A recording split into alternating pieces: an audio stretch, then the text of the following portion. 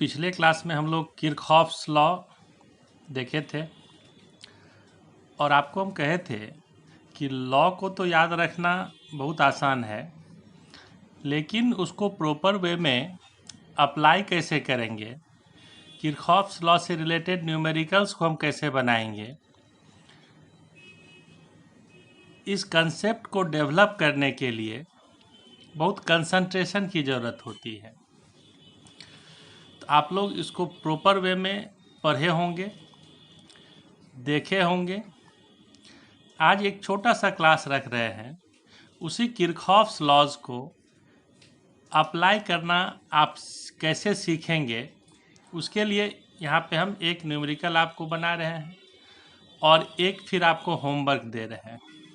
तो आज एक छोटा सा क्लास है, अगर आप लॉ को समझ गए होंगे, उसको आप 2 बार 3 बार 4 बार उसको देखिए, समझिए, और इस क्वेश्चन को जब आप बनाएंगे तो आपका कंसेप्ट उम्मीद करते हैं कुछ बेटर होगा। तो देखिए यहाँ पे क्वेश्चन है, using Kirchhoff's laws determine the current in each branch of the network shown in figure. तो इस क्वेश्चन को देखिए कि यहाँ देखिए एक सेल है, 10 वोल्ट इसका ईएमएफ है, एक सेल यहाँ है, इसका भी ईएमएफ, इसका ईएमएफ है 5 volt, resistance 4 ohm, 4 ohm, 1 ohm, 2 ohm and 2 ohm. ये एनसीईआरटी का क्वेश्चन है। तो इसमें हम लोग अगर चाहें कि हम अगर करंट निकालना चाहें कि रेसिस्टेंस का सीरीज पैरेलल कॉम्बिनेशन कर लें, या सेल को हम लोग देख रहे हैं 2 सेल है, तो इसमें हम लोग ओम्स लॉ को यूज नहीं कर सकते। तो ऐसे सवाल को बनाने के लिए आपके पास एक ही ऑप्शन होता है, किरचॉफ्स लॉ। तो अगर कोई भी आपको इस तरह का क्वेश्चन मिले तो सबसे पहला काम है कि आप Kirchhoff's first law, that is current law का यूज करके इसमें आप करंट को डिस्ट्रीब्यूट कीजिए, और उसके बाद फिर लूप लॉ का यूज करके आप इक्वेशन लिखिए। उसके बाद तो फिर मैथमेटिकली उसको आप सॉल्व कर ही सकते हैं। तो करंट का अब देखिए किरचॉफ्स फर्स्ट लॉ था तो बड़ा सिंपल कि total incoming current total outgoing current के इक्वल होगा किसी इलेक्ट्रिकल सर्किट के किसी जंक्शन पे। लेकिन जब आप उसको अप्लाई करेंगे तो इसमें स्टूडेंट थोड़ा सा ज़्यादा परेशानी उनको होती है। तो आप इस चीज़ को थोड़ा सा यहाँ पे केयर कीजिए। अब देखिए यहाँ पे 2 सेल हैं, तो दोनों सेल से तो करंट मिलेगा ही। तो हम मान लेते हैं कि इस सेल से हमको करंट सर्किट में कितना मिल रहा है, इस सेल से हम करंट मान लेते हैं सपोज I1, ये I1 करंट मिल गया। और इधर जो सेल है इससे हम मान लेते हैं कि करंट हमको मिल रहा है कितना, I2। ये 2 हमने कंसीडर किया। अब यही करंट फिर बाकी के सर्किट में भी फ्लो करेगा। तो अब आप देखिए कि यहाँ से जब ये I1 आया तो यहाँ पे ये 2 पार्ट में बटेगा, एक करंट इधर जाएगा, एक करंट इधर आएगा। हम मान लेते हैं कि इधर जो करंट आया दिस इज I3, इधर कितना आ गया I3। तो I1 से I3 इधर चला गया, तो इस ब्रांच में कितना आया करंट, तो आप कहेंगे इसमें करंट आ गया I1 माइनस I3, ये हो गया। अब देखिए I3 करंट इधर से आया, इस बी जंक्शन पे इनकमिंग कितना हुआ, इधर से I1 इधर से I2, तो दोनों मिलके इसमें करंट कितना आ जाएगा, तो आप कहेंगे इसमें करंट हो जाएगा I2 प्लस I3, ये करंट हो गया। अब ये I2 प्लस I3 जैसे इस सी जंक्शन पे आएगा, अब करंट यहाँ भी 2 पार्ट में बटेगा। तो आपको यहाँ पे देखना होगा कि इधर चूंकि हम इस सेल से करंट I1 लिए थे, इसको फिर रिटर्निंग भी कितना है, इसको रिटर्न हम लोगों को करना है I1। तो इस I2 प्लस I3 में से I1 इधर लौट गया, तो बचा कितना, इस ब्रांच में कितना करंट आएगा, तो आप कहेंगे I2 प्लस I3 अब माइनस I1। अब देखिए कि इससे आया I2 plus I3 minus I1, इधर से आ रहा है I1 माइनस I3, तो यहाँ इनकमिंग कितना हो गया, इस I2 plus I3 minus I1 plus I1 minus I3, तो ये I1 प्लस माइनस कैंसिल, ये I3 माइनस प्लस कैंसिल, कितना बच गया I2। तो टोटल हमारा करंट इधर कितना आ गया, I2। इस बात को समझना है। अब आप देखिए कि यहाँ पे I2 इस सेल से करंट हम ले रहे थे तो I2 इसको रिटर्न हो गया, इससे I1 ले रहे थे इसको I1 रिटर्न हो गया। इसी बेसिस पे हम लोग कहते हैं कि हमारा करंट का डिस्ट्रीब्यूशन ठीक है। तो जब इतना आप कर लेते हैं तो आप समझिए कि आपका आधा काम हो गया।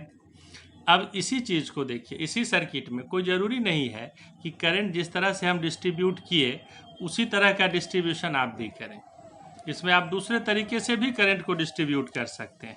जैसे एग्जाम्पल के तौर पे आप देखिए, आप गौर कीजिए, वही सर्किट है, ऐसे रफ में हम इसको फिर से कर रहे हैं। तो अब हम मान लेते हैं कि इससे करंट हम ले लिए कितना, I1, इससे करंट कितना ले लिए, I2, ये दोनों तो लेना ही है। अब ऐसा भी हम कर सकते हैं कि इस I2 यहाँ तक आया और यहाँ से करंट दो पार्ट में बट गया। जैसे पिछले केस में हम करंट को इधर से लाके यहाँ इस दो पार्ट में बांटे थे। अब इसी I2 में से मान लीजिए कि हम I3 इधर भेज दिए, ये भी हो सकता है। तो इस ब्रांच में करंट कितना आ जाएगा, इधर आ जाएगा I2 माइनस I3। अब देखिए I1 इधर से आ रहा है, I3 इस ब्रांच में आ रहा है, तो इस जंक्शन पे टोटल इनकमिंग कितना हो गया, I1 प्लस I3। तो आउट गोइंग जो इधर करंट आएगा ये भी कितना हो जाएगा, I1 प्लस I3। अब इस I1 प्लस I3 करंट को आप देखिए, इसको हम यहाँ तक लाए, इस डी जंक्शन तक। अब हम ऐसा भी कर सकते हैं कि कुछ करंट को हम इधर भेज दें, कुछ करंट को इधर भेज दें। तो जब यहाँ में से करंट आएगा और इधर आपको जब भेजना होगा तो इसको तो हमको I2 रिटर्न करना ही है, ये I2 हो गया। तो I1 प्लस I3 में से I2 रिटर्न हो गया, कितना हो गया, I1 plus I3 minus I2, ये करंट इधर आ गया। अब देखिए इस जंक्शन पे इधर से करंट आ रहा है I1 plus I3 minus I2 और इधर से करंट आ रहा है I2 माइनस I3। आप इस दोनों को सम कीजिए तो यहाँ देखिए I3 minus I3 plus I2 minus, ये दोनों कैंसिल हो गया, क्या बच गया, I1। तो यहाँ पे जब आएंगे तो आप देखेंगे कि इसको खुद ब खुद करंट कितना मिल गया, I1। तो इस तरह से भी हम कर सकते हैं इसको, और आप किसी तरीके से कर सकते हैं, नाम आप चेंज कर सकते हैं। तो इसमें कहीं कोई दिक्कत नहीं है कि आप किस तरह से करंट का डिस्ट्रीब्यूशन कर रहे हैं। जब आप इसको सॉल्व करेंगे तो आपको उस ब्रांच में करंट, जैसे ए बी ब्रांच में करंट हम निकालें, हम इस तरीके से निकालें या उस तरीके से निकालें, करंट का वैल्यू सेम आएगा। जैसे देखिए इस ब्रांच में, जैसे इसमें हम लोग करंट लिए हैं I1 प्लस I3 और पिछले वाले केस में क्या था, I1 माइनस I3। तो जब आप सॉल्व करेंगे, अगर हम इस तरह से सॉल्व करें तो I1 प्लस I3 का जो वैल्यू आएगा और उस तरह से जब सॉल्व करेंगे तो I1 माइनस I3 का जो वैल्यू आएगा वो सेम रहेगा। दैट इज AD ब्रांच में करंट क्या होगा, सेम होगा। तो इस तरह से करंट का डिस्ट्रीब्यूशन आप किसी भी तरीके से कीजिए, उसमें कोई दिक्कत नहीं है। कभी अगर आपका मन करे कि नहीं हम करंट इधर से नहीं लेके बैटरी के निगेटिव टर्मिनल से भी ले लें तो वो भी ठीक है, आपका आंसर उससे भी आ जाएगा। लेकिन हम लोग जनरली कोशिश करते हैं कि करंट का डायरेक्शन हम जो पॉजिटिव टर्मिनल है उससे करंट मिलता है तो वही लेते हैं। कभी कभी ऐसा ज़रूरत होता है कि करंट आपको अपोजिट लेना पड़ सकता है। तो इस तरह से हम लोग करंट के डिस्ट्रीब्यूशन को बेसिकली यहाँ समझने का कोशिश करते हैं। इतना बात आप समझ गए अगर। अब देखिए, अब किसी एक सर्किट को जो हम लोग जो करंट का डिस्ट्रीब्यूशन किए हैं, किसी एक तरीके को लेके उसको सॉल्व करेंगे। तो मान लीजिए इसको भी आप समझिए करंट का डिस्ट्रीब्यूशन, और हम इसको अब हटा लेते हैं। और अब आप देखिए कि हमको इसी से आगे बढ़ना है। तो इसमें आप देखिए कि हमको अब 3 वेरिएबल हो गया।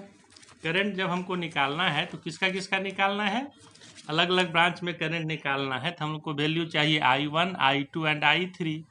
अब 3 वैल्यू है तो आपको कम से कम 3 इक्वेशन चाहिए।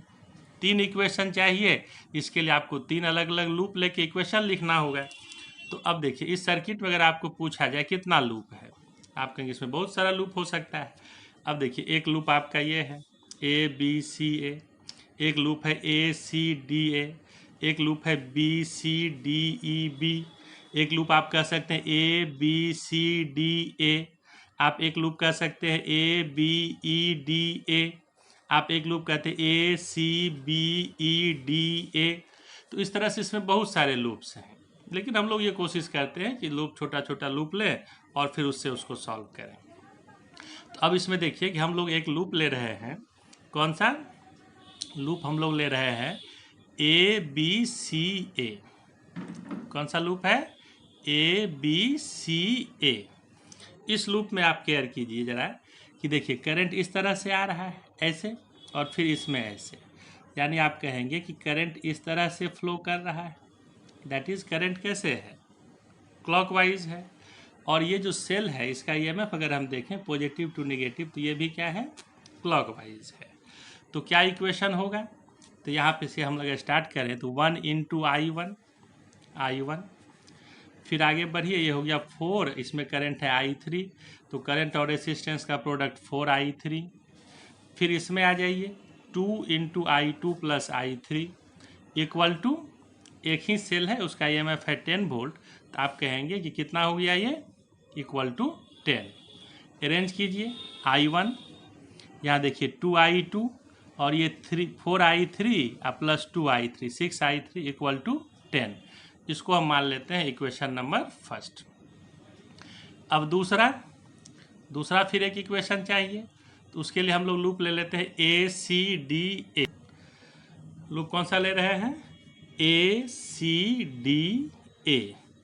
इस लूप में अगर हम लोग देखें तो आप देखिए करंट इसमें कैसे आ रहा है, इसमें करंट देखिए इस दोनों ब्रांच में करंट आ रहा है इस तरह से एंटी क्लॉकवाइज, और इसमें करंट ऐसे आ रहा है, यानी इसको क्या कहेंगे, क्लॉकवाइज। और एक सेल है, इसका ईएमएफ अगर हम ऐसे देखेंगे तो ये क्या हो गया, एंटी क्लॉकवाइज। तो अब मान लीजिए अगर हम इसमें एंटी क्लॉकवाइज को पॉजिटिव ले लें तो इक्वेशन क्या हो जाएगा, गौर कीजिए 1 इंटू आई वन, फिर यहाँ से आगे आइए देखिए करंट फिर वही एंटी क्लॉकवाइज है, तो 4 इंटू I1 माइनस I3, और ये क्लॉकवाइज है तो ये हो जाएगा माइनस, यहाँ पे इसमें करंट है I2 plus I3 minus I1 equal to 10। क्या मिल गया, इसको थोड़ा सा हम लोग अगर देखें तो आप देखिए I1 4I1 minus minus plus 2I1, तो 7I1 माइनस 2I2, और ये 4I1 ये तो हो गया माइनस 4I3 अब माइनस 2I3, तो माइनस 6I3 इक्वल टू 10। ये दूसरा इक्वेशन हो गया। अब हम लोग जरा तीसरे इक्वेशन की ओर बढ़ें, तो तीसरा इक्वेशन क्या हो जाएगा, कौन सा लूप ले लेंगे, तो लूप हम लोग यहाँ पे ले लेंगे B C D E B, B C D E B. अब इसमें देखिए करंट का डायरेक्शन ऐसे है, कैसे है करंट का डायरेक्शन, तो आप कहेंगे इस तरह से है, यानी करंट हमारा एंटी क्लॉकवाइज है। सेल का ईएमएफ पॉजिटिव टू नेगेटिव, ये भी एंटी क्लॉकवाइज है, तो इसमें भी सब क्या हो जाएगा, पॉजिटिव हो जाएगा। तो आप यहाँ पे देखिए B C D E B equation में अगर लूप में हम लोग देखें तो इक्वेशन क्या मिलेगा, तो इक्वेशन हम यहाँ पे कहेंगे 2 into I2 plus I3, 2 into I2 plus I3, फिर हो गया 2 into I2 minus I3 minus 2 into I2 plus I3 minus I1, इसका करंट, इधर कोई रेसिस्टेंस नहीं है, इधर भी कोई रेसिस्टेंस नहीं है, इक्वल टू 5। अब क्या हो गया, इसको अरेंज कीजिए, ये हो गया 2I1 minus 2I2 2I2 plus 4I2 2I3 plus 4I3 equal to 5। ये तीसरा इक्वेशन। तो ये जब 3 इक्वेशन हम लोगों को मिल गया, तो अब यहाँ पे हम लोगों का ये किरचॉफ्स लॉ और ये फिजिक्स का काम खत्म। अब हम लोगों को I1 I2 और I3 का वैल्यू निकालना है, तो आप मैथमेटिक्स समझते हैं तो उसी का यूज करना है। तो तीनों इक्वेशन को जब आप लिख लिए तो अब इसको सॉल्व कैसे करेंगे, तो ऐसा करते हैं कि देखिए आप इक्वेशन 1 और 2 को ध्यान से देखिए। इक्वेशन 1 में भी है -2I2 माइनस 6I3, इक्वेशन 2 में है +2I2 प्लस 6I3। तो अगर हम इस दोनों को ऐड कर लें तो ये दोनों टर्म कैंसिल हो जाएगा। तो हम यहाँ पे करें adding equation 1 and 2, 7I1 minus 2I2 minus 6I3 equal to 10, और इक्वेशन 2 कितना है, I1 plus 2I2 plus 6I3 equal to 10, plus minus ये कैंसिल, प्लस माइनस ये भी कैंसिल, ये हो गया 7I1 और I1 8I1 और 10 + 10 20, तो 8I1 = 20। तो देयरफॉर I1 कितना हो जाएगा? तो देखिए I1 हो गया 20/8, दैट इज आप कह सकते हैं 2.5 एम्पियर। अब I1 तो मिल गया, अब हम लोग को निकालना है I2 एंड I3। तो अब आप देखिए कि हम अगर किसी इक्वेशन में फिर I1 का वैल्यू रखेंगे, जब 3 इक्वेशन है तो इसी तरह से सॉल्व करते हैं। Putting the value of I1 in equation 1, तो इक्वेशन 1 में था I1, उसके जगह पे रखे 2.5 + 2I2 + 6I3 = 10। तो इसको अरेंज कर लें तो 2I2 + 6I3 = 10 - 2.5, ये हो गया 7.5। अब इसी I1 का वैल्यू फिर इक्वेशन 3 में पुट कर देते हैं। तो इक्वेशन 3 में पुट करते उसमें था -2I1, तो -2 × I1 का वैल्यू + 4I2 + 4I3 = 5। ये हो गया आपका 4I2 + 4I3 = ये हो गया -5, इधर ले आए तो प्लस, तो हो गया 10। अब यहाँ से 2 कॉमन ले लेते हैं, तो ये हो गया 2I2 + 2I3 = 5। इसको फिर मान लीजिए इक्वेशन 5। तो अब आपके पास 2 इक्वेशन हो गया, इक्वेशन 4 और 5, जिसमें I2 और I3 ये दोनों टर्म है। तो अगर हम इक्वेशन 4 और 5 को अब सॉल्व करें तो नाउ सॉल्विंग इक्वेशन 4 एंड 5। तो 4 में था 2I2 + 6I3 = 7.5, और इक्वेशन 5 है 2I2 + 2I3 = 5। तो इसको आप माइनस कीजिए, तो ये टर्म कैंसिल हो गया। 6I3 - 2I3 4I3 = 7.5 - 5 2.5, तो I3 हो गया आपका 2.5/4, यानी आप कह सकते हैं 5/8 एम्पियर। I1 मिल गया, I3 मिल गया। अब इसी से हम लोगों को निकालना है I2। अब I3 का ये वैल्यू आप किसी इक्वेशन में रख दीजिए, 4 में रख दीजिए, 5 में रख दीजिए। यहाँ पे हम कह रहे हैं putting the value of I3 in equation 5। तो इक्वेशन 5 में था 2I2 + 2I3, तो I3 की जगह पे लिख दीजिए 5/8 = 5। तो 2I2 प्लस इसको कटाइए तो 5/4 = 5। तो 2I2 = 5 - 5/4, इसको इधर लाए, तो ये हो गया आपका 15/4 एम्पियर। तो ये हो गया 2I2। तो I2 कितना हो गया, इस I2 को आप इधर ले आइए, तो ये हो गया 15/8 एम्पियर। तो I1 I2 I3 मिल गया। क्वेश्चन क्या था? क्वेश्चन था कि आप डिफरेंट ब्रांचेज में करंट बताइए। तो अब आप यहाँ पे देखिए कि हम लोग को बताना है कि अलग अलग ब्रांच में कितना करंट है। तो current in branch BC, current in branch BC, तो BC ब्रांच में आप करंट देखिए कितना है, आप फिगर देखेंगे तो BC ब्रांच में करंट है, BC ब्रांच में करंट है I2 + I3। अगर हम BC में निकालेंगे तो क्या है, I2 + I3। तो आप देखिए I2 कितना है 15/8, I3 कितना है 5/8, इसको ऐड कीजिए हो गया 20/8 यानी 5/2। Current in branch CD branch में करंट आप निकालिए I2 + I3 - I1। अब यहाँ पे हम लोग I2 + I3 निकाले ही थे 5/2, अब -I1 कर दिए तो कितना हो गया, तो 5/2 - 5/2 ये हो गया 0 एम्पियर।